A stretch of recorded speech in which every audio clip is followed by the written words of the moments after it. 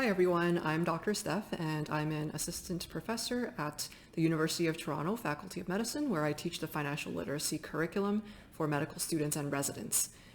This is the second part of the Family Medicine Billing Made Simple video, specifically for the FHO model. And today we're going to go through some practice cases to really solidify some of the information for you. So just for a review of overall family medicine billing, before doing the cases, I suggest that you check out these two videos, and I've linked them in the description below, and I'll also link it above.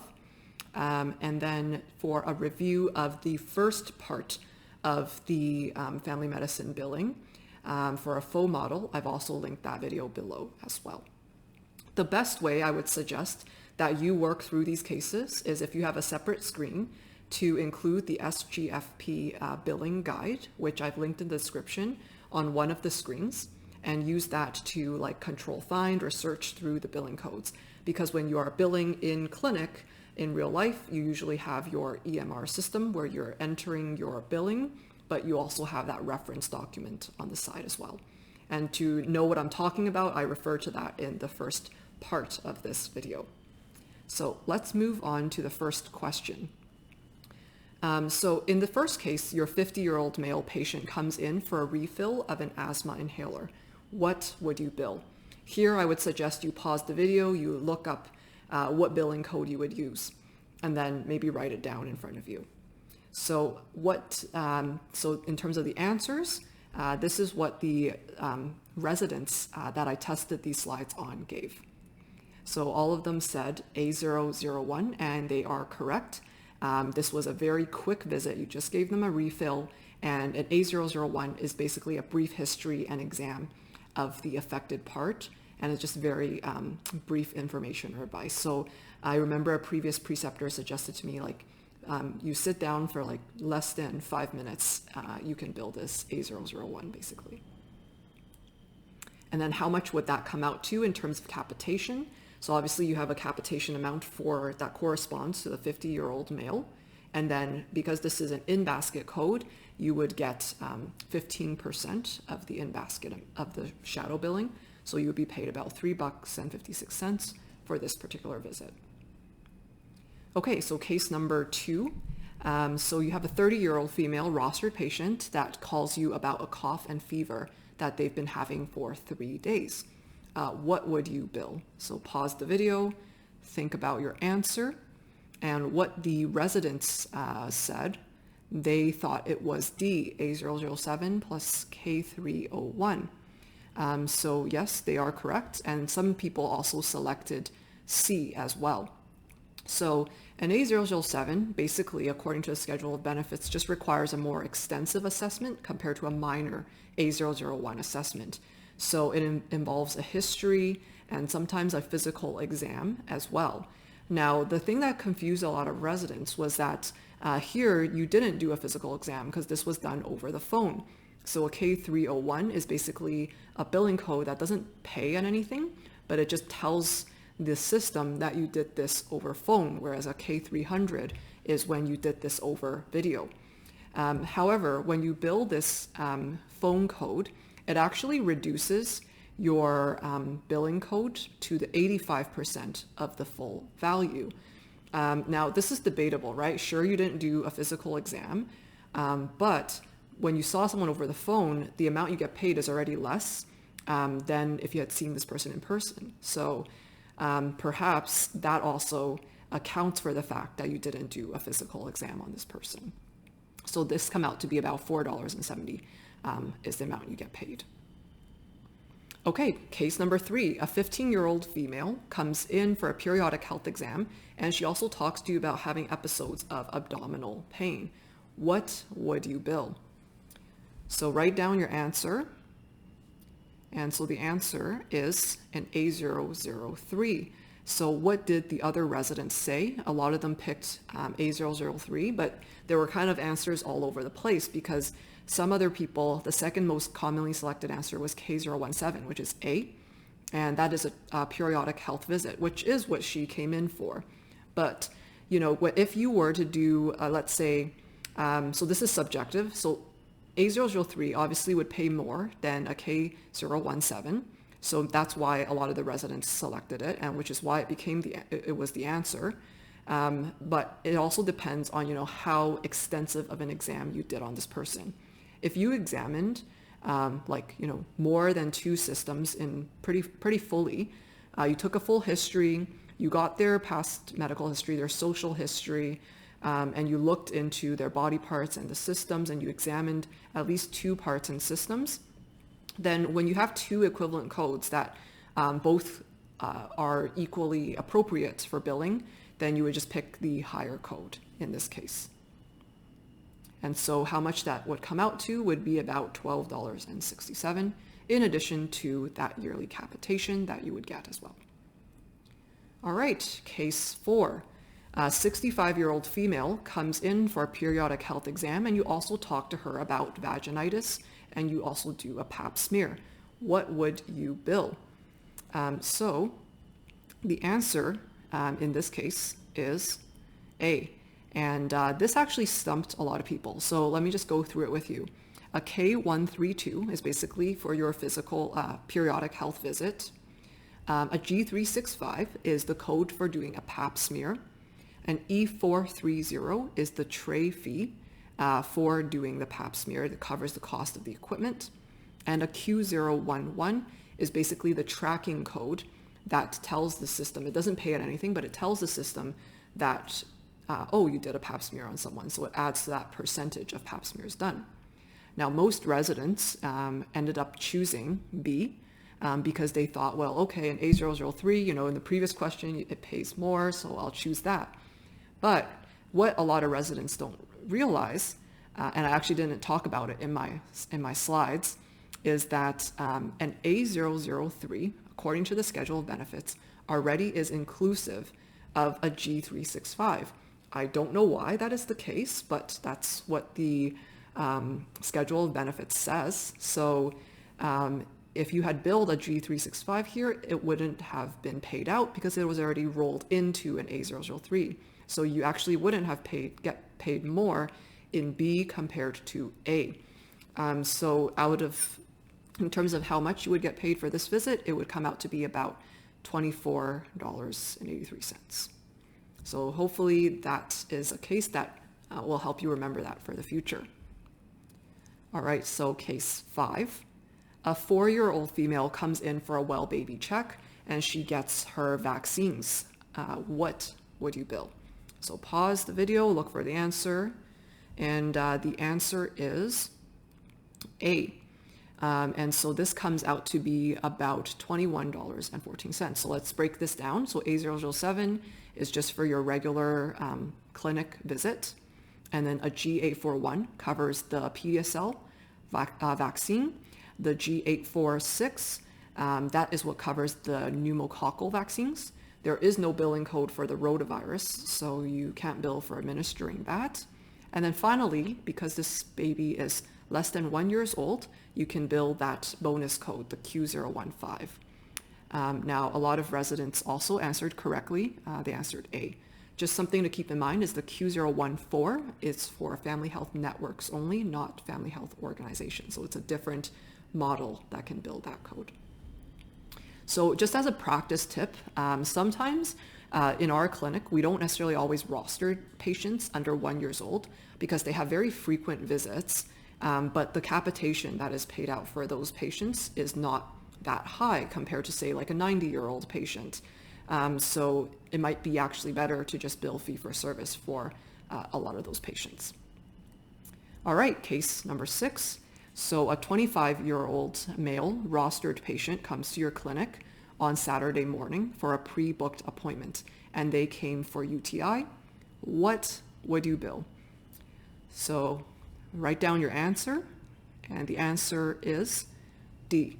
And the reason for this answer, so you want to remember, is that the patient is rostered and it was a pre-booked visit. You would now be billing the regular A007 code, right? Instead of the Q888 code, which is more so if they came in and they're rostered and they just decided to unschedule and come in, right? they came in just as a walk-in, but they're rostered to you. And then you also want to remember, you can also bill your evenings and weekend codes, which is the Q012. So, oh, and then the G010 is for the urinalysis, the urine dip that you might have done in the clinic. So most people got this right, but some people have picked Q888 just because they kind of got stumped up because this person came for a pre-booked appointment, not a walk-in appointment. Okay, so for more information, I've linked that bulletin down below here. All right, case number 7. So a 30-year-old female with bipolar disorder comes for a video visit where they talk about their mental health. What would you bill? And the answer is D. So a lot of people got tricked by this question. They put C, and it can be a bit confusing. But basically, just as a refresher, so a K005 is your mental health code for you to see someone with any mental health concern. And then the K300 tells us that this is a video visit, right? So you get when you bill the K300, it discounts that K005 billing code. Instead of getting paid that full $62, for instance, it would just be 95% of that. And also because K005 is in basket, it would only get paid out at 15%. So I guess 15% of K005 and then 85% of that as well. And then the Q020, just remember to bill that so you can get your bonus for seeing at least 5 patients with bipolar or schizophrenia, like we talked about. All right, case number 8. So a 65-year-old male with diabetes comes in and they're rostered to you. You review the diabetes flow sheet and you discover that he smokes. You discuss smoking cessation treatment options and you give him a lab requisition for A1C and urine testing. What would you bill in this case? So the answer is C. And this was actually, and so the amount that you would get paid, because the diabetes code is out of basket, you would get paid the full amount of the diabetes code. And if you see them in person the first visit, and for subsequent visits, if you see them virtually, that is okay. That still counts. Once you see them for the 3rd time, you can bill the Q040, just to let you know that code gives you a bit of a bonus. Now, a lot of residents got tripped up in this case, and a lot of family doctors are also get tripped up by this as well. But you can't combine an E079 code with a K030 code. A lot of people don't know this, and I don't know why this is. It's not really intuitive, but apparently smoking cessation discussion is just part of the K030, so you can't actually bill extra for it. This is a common misconception, but now you know this. Okay, so case number 9. A 60-year-old male is discharged from the hospital for a COPD exacerbation. You do cardiac and a respiratory exam, and you discuss smoking cessation. What do you bill?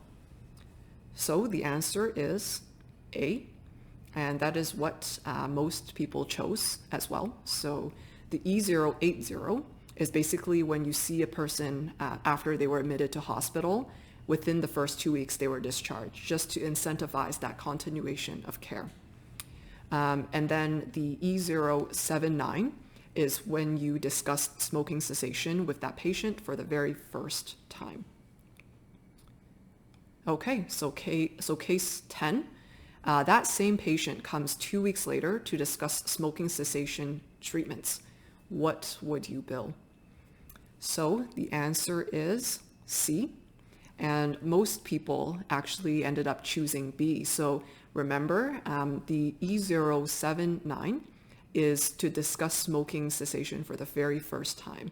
So if you already discussed smoking cessation with them for the first time, and now you're booking a dedicated visit 2 weeks later to discuss smoking cessation, then you would bill the K039 for that dedicated visit. The other thing to keep in mind is that you can't actually combine a K039 with A007. It's one of those K codes that can't really be combined. And the other thing to remember is K039 and Q042, which is the that kind of bonus fee that you get. Both of them are outside of the basket, and the Q042 is billable twice per year, and it must be billed within 1 year following that initial 𝗍𝗲𝗃𝗍𝗃 smoking cessation premium code. Okay, so next case number 11. So you decide to do a house call at 8 p.m. on a weekday for a 90-year-old patient who has bilateral leg swelling. What would you bill? And the answer is B, and that's what most people selected as well. So when you look at the A900, that's basically the house call, the home visit, and a lot of people picked A901 because remember, A901 is now obsolete, even though it's called house call assessment. And then in terms of the B994, that's when you visit them on an evening from Monday to Friday, and that pays out to be about 66. And then a B962 is a travel premium, just to kind of incentivize you a little bit for covering your travel costs to get to their home. And remember that you can bill that travel premium maximum 2 times for that month for that patient. And then for the B994, you can bill that a maximum of 10 times for 1 billing cycle of a month. Okay, so case number 12. Let's say you see an 18-month-old rostered patient for a well baby check, and you also give them the flu shot. What would you bill? So the answer is C, and the reason is, so the A002, that covers your well baby visit for the 18-month-old, and it's out of basket, so you want to be able to bill that one. And then if you have given all the vaccines up to the point of the 18 months, including the 18-month shot, not just for the flu shot, then you can add on this preventative care tracking code. And then you also gave them a flu shot as well, so you would add on that G590 for the shot itself. So that is what most people selected as part of their answer. Some people selected A, but the reason why it would be C is just because you have that preventative care tracking code, and an A002 pays more than A007, even though, yes, you could have billed an A007 as well, but there was another option that was there that was more appropriate and also paid more. All right, so if you have any questions about this particular section, feel free to leave a comment in the description below, and definitely feel free to reach out to me at any of these social media, platforms. And I'll see you in the third video, income stabilization and the new grad entry program.